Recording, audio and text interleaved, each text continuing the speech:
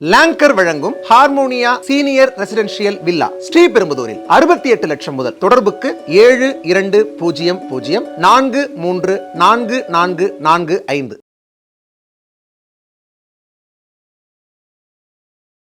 பேசு தமிழா பேசு நேயர்களுக்கு வணக்கம். நம்மளுடைய டிஃபென்ஸ் சீரீஸில் மீண்டும் நம்மளோடு இணைந்திருக்கிறார் டாக்டர் நிரஞ்சன் அவர்கள். சார் வணக்கம். ஜெயின் வணக்கம். ஜெயின் சார், இந்த ஜார்ஜ் சாரோஸ் அப்படிங்கிற பேர் நிறையா நம்ம கேள்விப்பட்டே இருக்கோம்.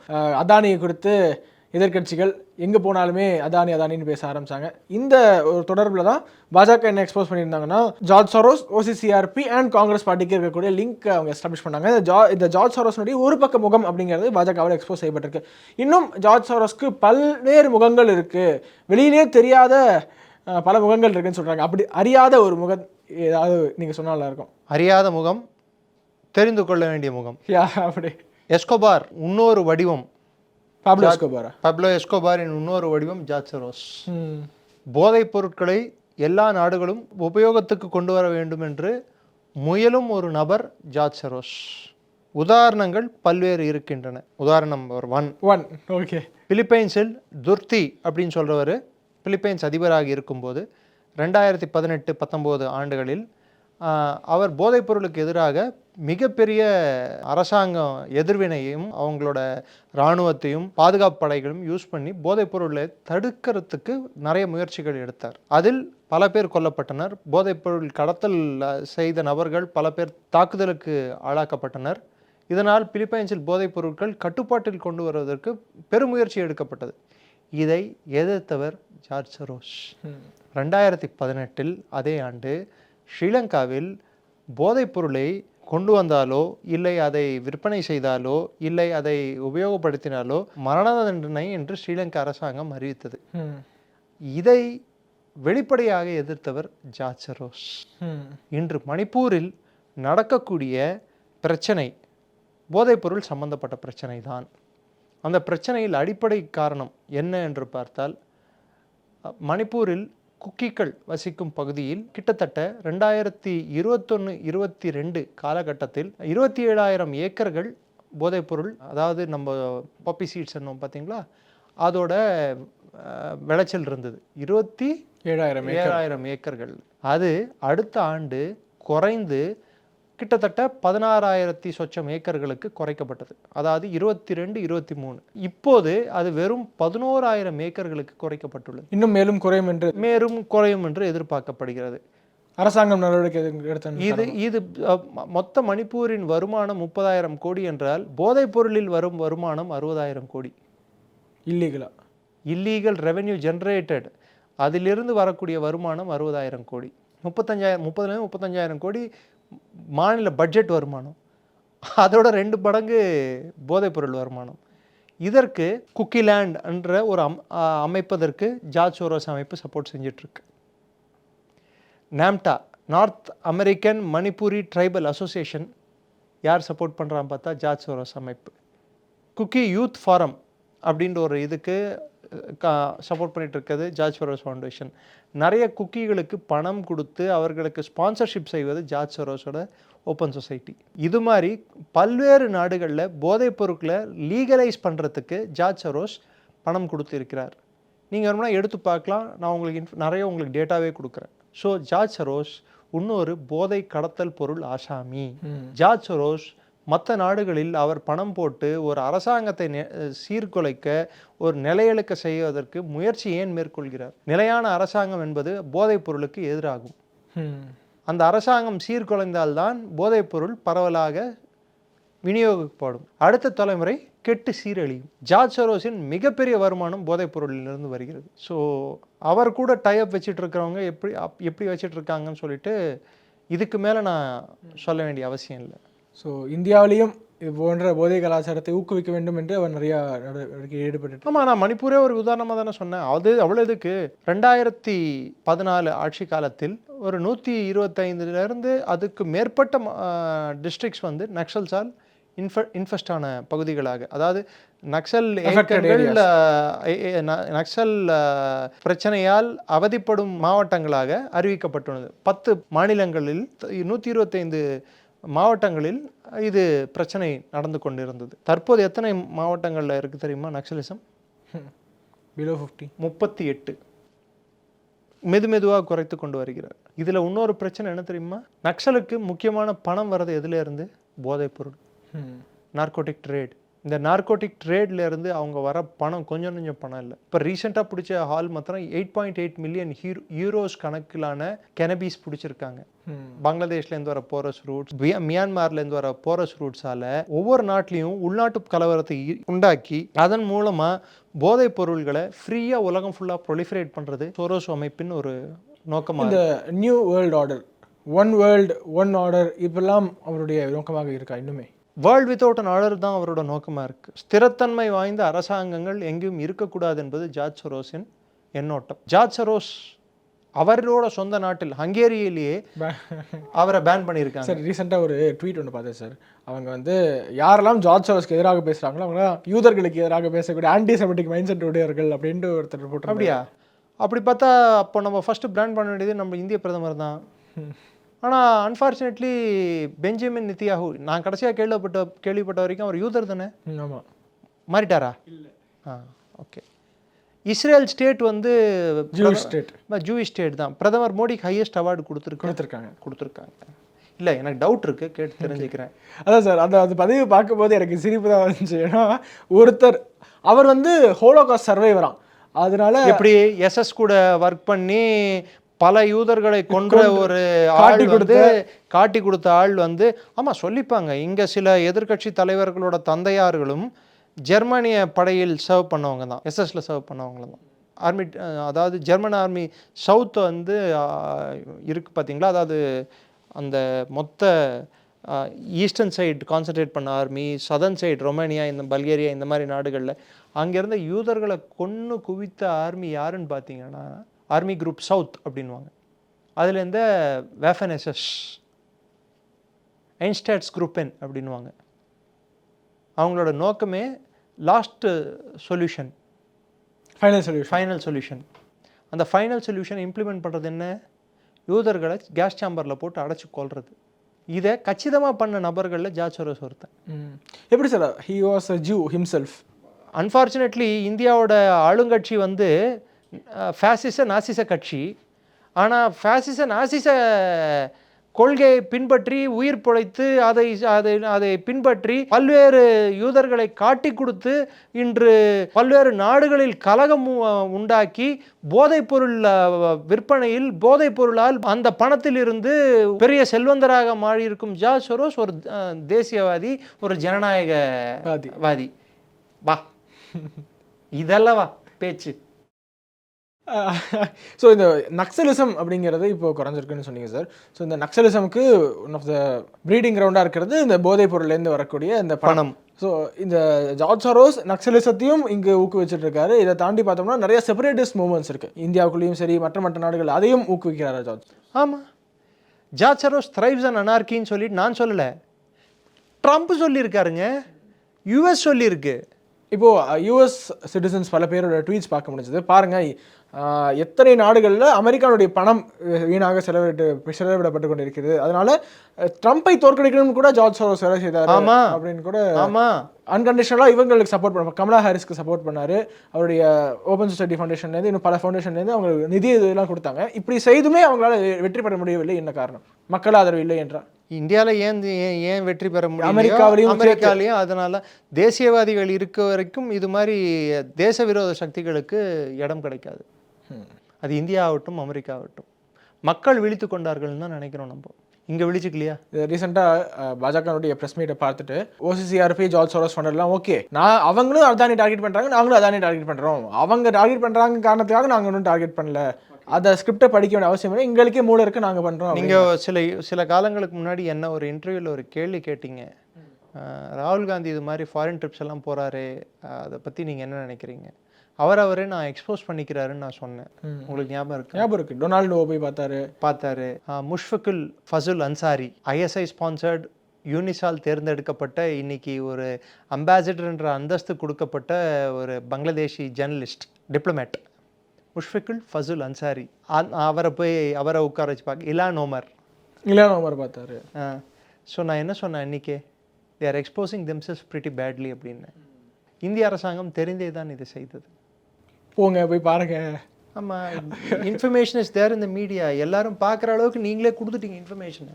ஆனால் அந்த ஃபோட்டோ வெளியில் வரல சார். அவர் ரொனால்டோவை பார்த்த ஃபோட்டோ வெளியில் வரல. டொனால்டோ இலான் ஓமரை பார்த்த ஃபோட்டோ வெளியே இருக்கு. வந்திருக்கு. முஷ்ஃபகுல் அன்சாரி கூட இருக்கிற ஃபோட்டோ வெளியே வந்திருக்கு. முஷ்ஃபகுல் அன்சாரிக்கும் யூனிஸ்க்கு என்ன தொடர்புன்னு சொல்லி போட்டிங்கன்னா அது வெளியே வரும்.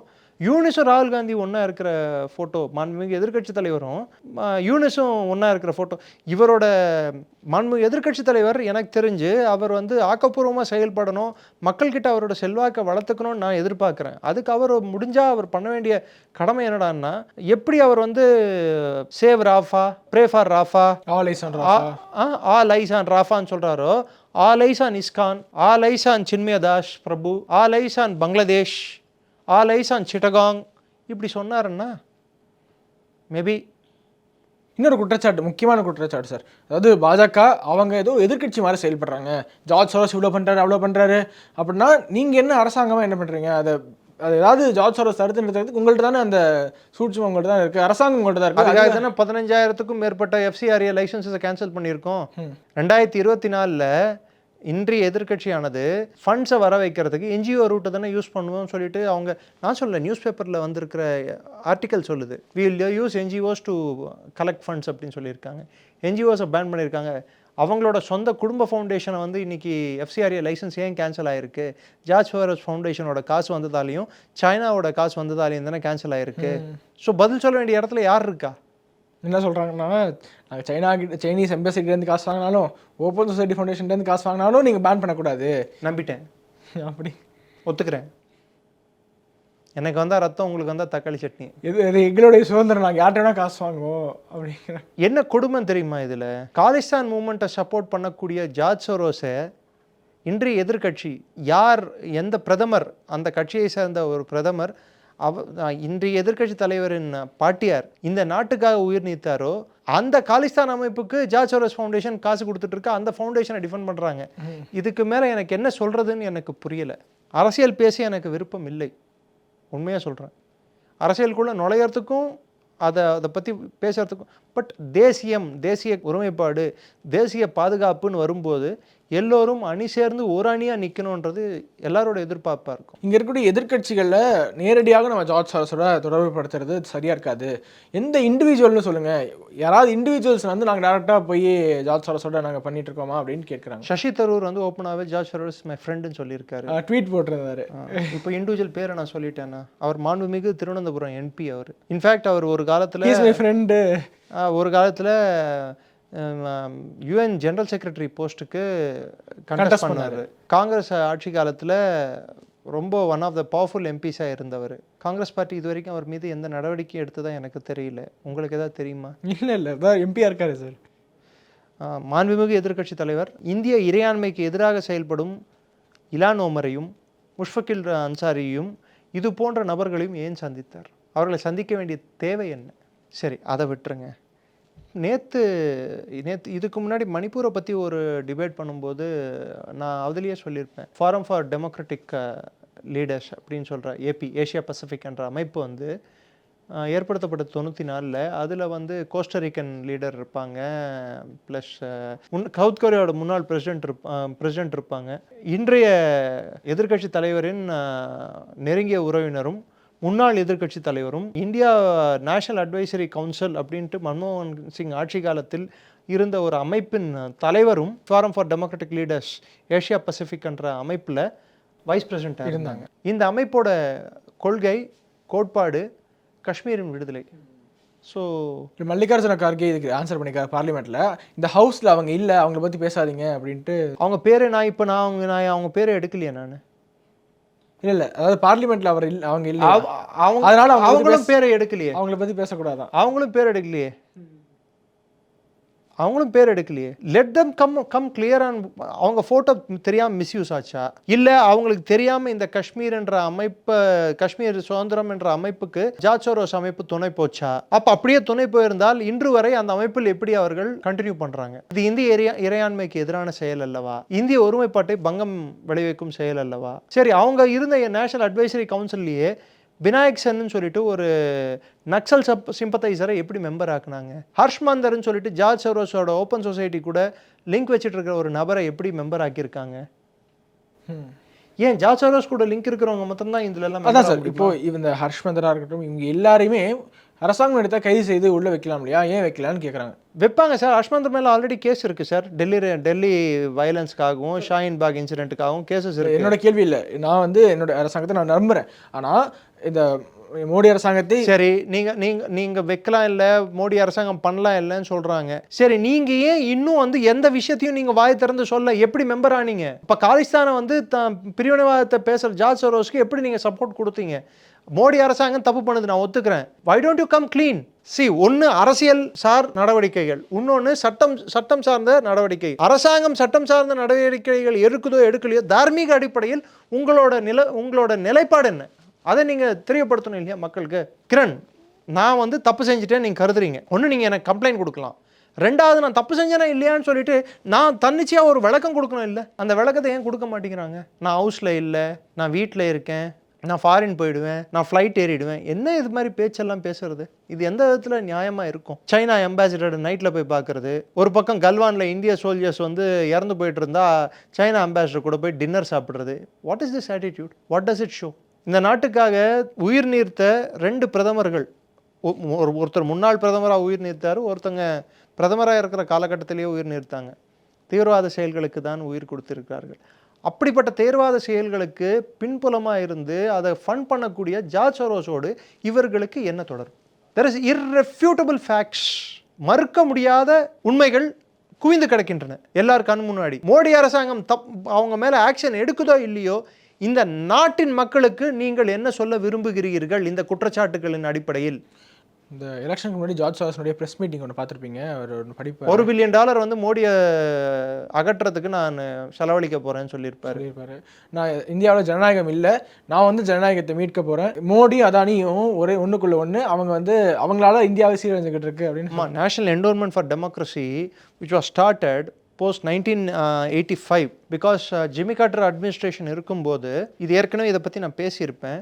நேஷனல் என்டோன்மெண்ட் ஃபார் டெமோக்ரஸி என்ற ஒரு அமைப்பு ஏற்படுறதுக்கு காரணம், இவங்க ஆட்சி மாற்றங்கள் என்ற பேரில் மற்ற நாட்டோட தலைவர்களை போட்டு தள்ளிட்டு இருந்தாங்க. அது முடிஞ்சால் ஒரு எபிசோடாக பண்ணலாம். 22 நாட்டு தலைவர்களை ஒரு காலத்துலையாவது ஒரு காலத்தில் அமெரிக்கா வந்து கொன்றிருக்கு. அதோட லிஸ்ட்டை ஒரு நாள் ஒரு ப்ரோக்ராமை பண்ணலாம். நம்ம ஆட்சி மாற்றம் மட்டும் நம்ம ஒரு தடவை பண்ணியிருந்தோம், இப்போ கொல்லப்பட்ட தலைவர்கள் மட்டும் பண்ணுவோம். கொல்லப்பட்ட தலைவர்கள் வரலாறு, சிஏஆல் கொல்லப்பட்ட தலைவர்கள் வரலாறுன்னு ஒன்று பண்ணலாம். என்ன சொல்கிறீங்க? பண்ணலாம். பிரேக்கிங். ஓகே, ஸோ அது மாதிரி ஒன்று பண்ணலாம். இப்போ ஜார்ஜ் சோரோஸ் ஒதுக்கின $1 பில்லியன் இப்போ ஆட்சி மாற்றங்களை இந்தியாவில் எடுத்துகிட்டு வரணும்னு சொன்னார். ஆட்சி மாற்றம் பண்ணுறது ஜனநாயக ரீதியாக இவர் எடுத்துகிட்டு வரணும்னு இவர் நினச்சிருந்தாருன்னா, நக்சல் அமைப்புகளான ரோனா வில்சன், ஸ்டான் சுவாமி இவர்களுக்கெல்லாம் யார் ஃபண்டிங் பண்ணா? இந்த இடத்துல நீங்கள் ஸ்டான் சுவாமின்னு குறிப்பிட்டதுனால நான் இந்த கேள்வி கேட்குறேன்.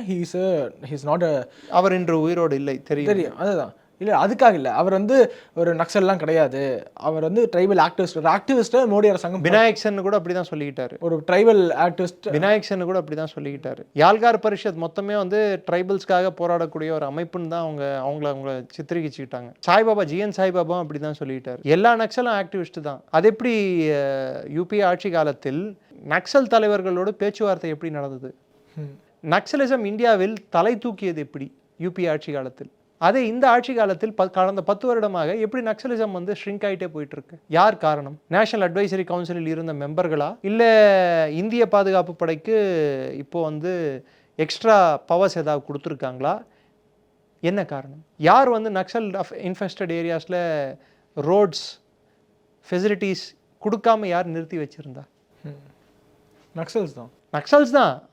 அதை இம்ப்ளிமெண்ட் பண்ண வேண்டியது யாரோட கடமையாக இருந்தது? அரசாங்கத்தோட கடமை. ஏன் பண்ணல? அங்கே போனால் அவங்க தடுத்து நிறுத்துவாங்க, ரெபல் பண்ணுவாங்க. ஏன் இப்போ தடுத்து நிறுத்துறது இல்லையா? இப்போ எப்படி பண்ண முடிஞ்சுது?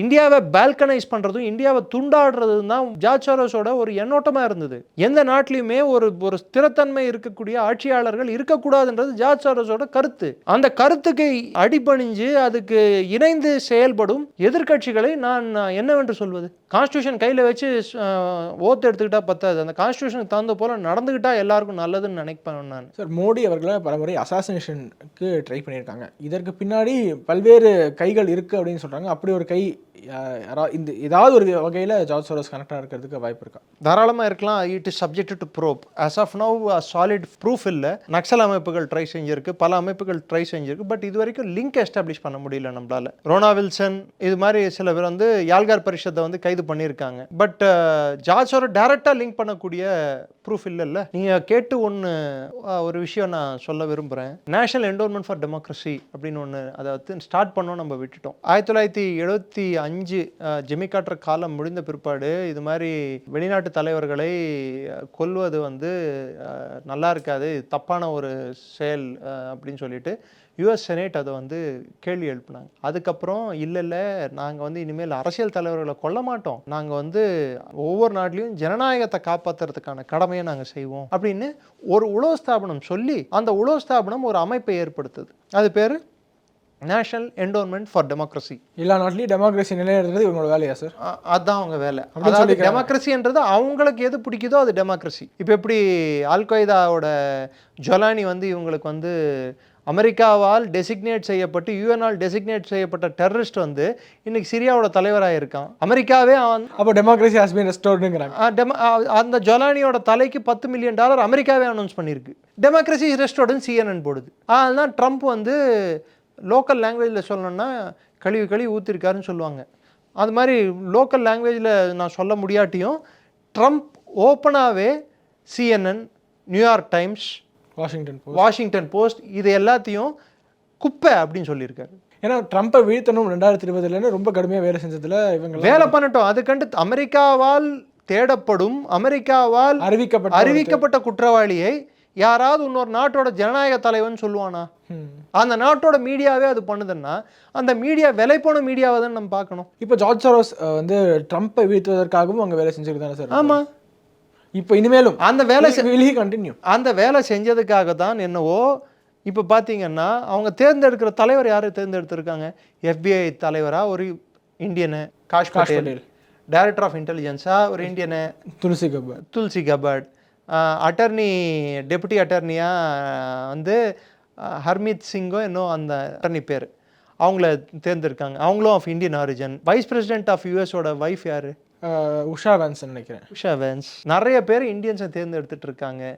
இன்ஃபேக்ட் ட்ரம்ப் ஓப்பனாகவே அனௌன்ஸ் பண்ணியிருக்காரு, I am going on a war path against radical Islam, I am going on a war path against this deep state.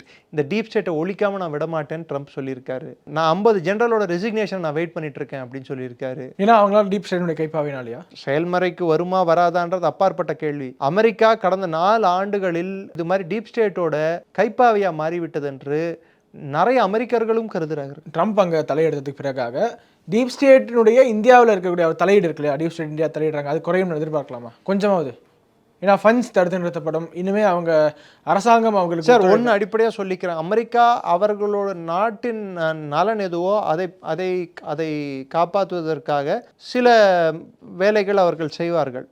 அது வந்து எல்லா நாடும் அவங்களோட நலனை கருதி அவங்களோட நிலைப்பாட்டை வந்து அதை மெயின்டைன் பண்ணுறதுக்கும் அவங்க பொசிஷனை மெயின்டைன் பண்ணுறதுக்கும் அவங்க பண்ணுறது சகஜம். பட் இங்கே பிரச்சனை எங்கே வருதுன்னா ஆட்சி மாற்றங்களை செயற்கையாக பின்னிருந்து ஏக்குவது. இயற்கையான ஆட்சி மாற்றங்கள் ஓகே, ஜனநாயக முறையில் இயற்கையாக செயற்கையாக நடக்கிற ஆட்சி மாற்றம், ஸ்டூடெண்ட் ப்ரொடெஸ்ட் நடக்கிறது, பிரசிடென்ஷியல் பேலஸ்குள்ளே நுழையிறது, பொருட்களை தூக்கிட்டு போகிறது, அதை வீடியோ எடுத்து போடுறது. அது என்ன CNN மொத்தம் பிரசிடென்ஷியல் பேலஸில் எப்பவுமே ஒரு கேமரா இருக்குது?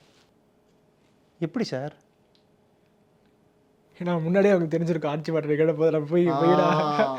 ஸோ இந்த மாதிரி செயற்கையான ஆட்சி மாற்றங்களை வந்து இனிமேல் நடக்குமான்றது நம்ம கூர்ந்து கவனிக்கணும்.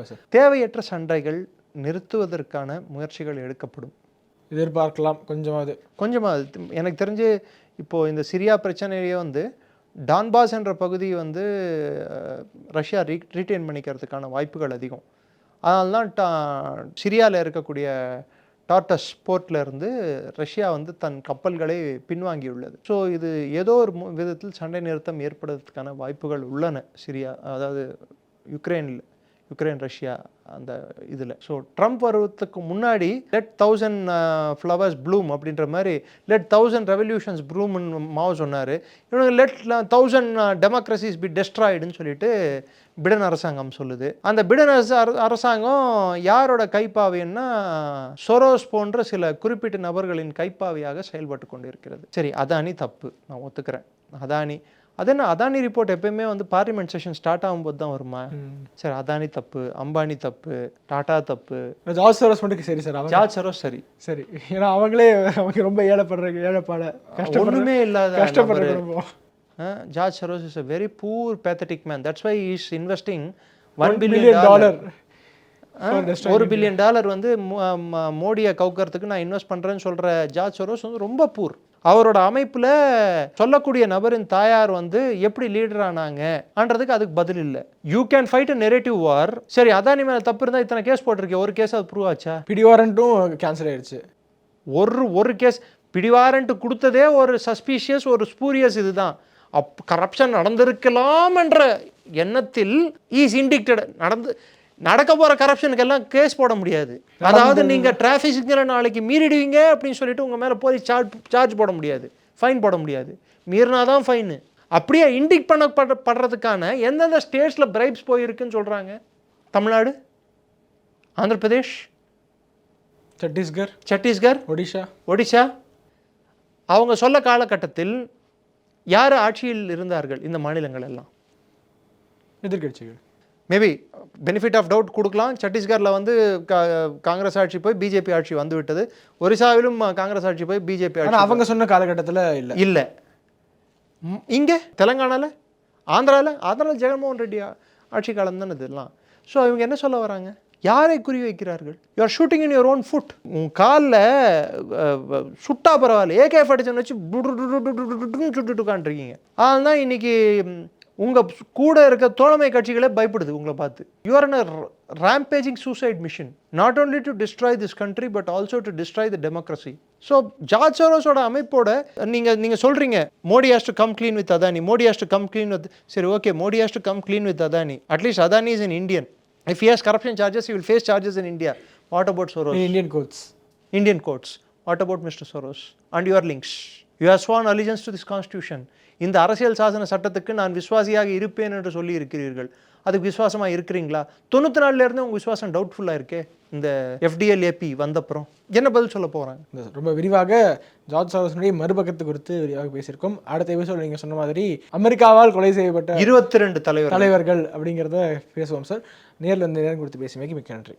ஜெயின், வணக்கம். ஜெயின் சார். பேசு தமிழா பேசுவினுடைய மக்கள் ஃபவுண்டேஷன் மூலமாக நம்ம ஒரு மிகப்பெரிய ஒரு பசு சரணாலயம் அமைப்பதற்கான முயற்சியில் ஈடுபட்டிருக்கோம். இந்த பசுக்கள் சரணாலயத்திற்கு என்னுடைய கான்ட்ரிபியூஷனாக நான் ஏதாவது கொடுக்கணுங்கிற எண்ண ஓட்டத்தின் அடிப்படையில் கிட்டத்தட்ட 10 ஆண்டுகளுக்கு மேலே நான் கலெக்ட் பண்ண கலை பொருட்கள் அனைத்தையும் விற்று அதன் மூலமாக திரட்டப்படக்கூடிய தொகை என்னவோ அதை இந்த மக்கள் ஃபவுண்டேஷனுக்கு, இந்த பசு சரணாலயம் திட்டத்திற்கு என்னுடைய கான்ட்ரிபியூஷனாக கொடுக்க போகிறேன். இந்த பொருட்கள் அனைத்துமே நம்முடைய பேசு தமிழா பேச அலுவலகத்தில் விற்பனைக்கு இருக்குது. கீழே இருக்கக்கூடிய இந்த கான்டாக்ட் நம்பருக்கு நீங்கள் கால் பண்ணி இது பற்றின மேல் அதிக விவரங்களை நீங்கள் தெரிஞ்சுக்கலாம். அது மட்டும் இல்லாமல் மக்கள் ஃபவுண்டேஷனுடைய அக்கௌண்ட் நம்பரை இந்த வீடியோடைய டிஸ்கிரிப்ஷனில் கொடுத்துருக்கோம். நீங்கள் நேரடியாக அந்த அக்கௌண்ட் நம்பர் மூலமாகவும் உங்களுடைய கான்ட்ரிபியூஷன்ஸை கொடுக்கலாம். பேசு தமிழா பேசு ஒரு சேனல் கிடையாது, அது ஒரு இயக்கம்னு நான் உறுதியாக நம்புகிறேன். உங்களுடைய குரலை தான் நாங்கள் ஒவ்வொரு வீடியோலையும் பேசுகிறோம், உங்களுடைய மனசாட்சியை தான் நாங்கள் பிரதிபலிக்கிறோங்கிற ஒரு எண்ணம் எங்களுக்கு இருக்குது. அதே எண்ணம் உங்களுக்கு இருந்ததுன்னா தொடர்ந்து பேசு தமிழா பேசுவனுடைய முயற்சிகளுக்கு நீங்கள் கொடுக்கக்கூடிய ஆதரவை இந்த பசுக்கள் சரணாலயம் திட்டத்திற்கும் கொடுக்கணும்னு சொல்லி ரொம்ப தாழ்மையோடு கேட்டுக்கிறேன். உங்களுடைய அன்பாலையும் ஆதரவாலையும் தான் பேசு தமிழா பேசி இயங்கிட்டு இருக்கு. அதற்கு என்றென்றைக்கும் நன்றி. கல்லால் ஒருவன் அடிக்க உடல் சிலிர்க்க, யாரு? சாக்கிய நாயனார் கல்லாலே அடிச்சார் சிவனை. இந்த மாதிரி ஆன்மீகம் மற்றும் ஜோதிடம் சார்ந்த இன்னும் பல வீடியோக்கள் பார்க்கணுமா? மறக்காம திருவருள் டிவிக்கு சப்ஸ்கிரைப் பண்ணுங்க. திருவருள் டிவியுடைய சேனல் லிங்க் இந்த வீடியோடைய டிஸ்கிரிப்ஷன்ல இருக்கு.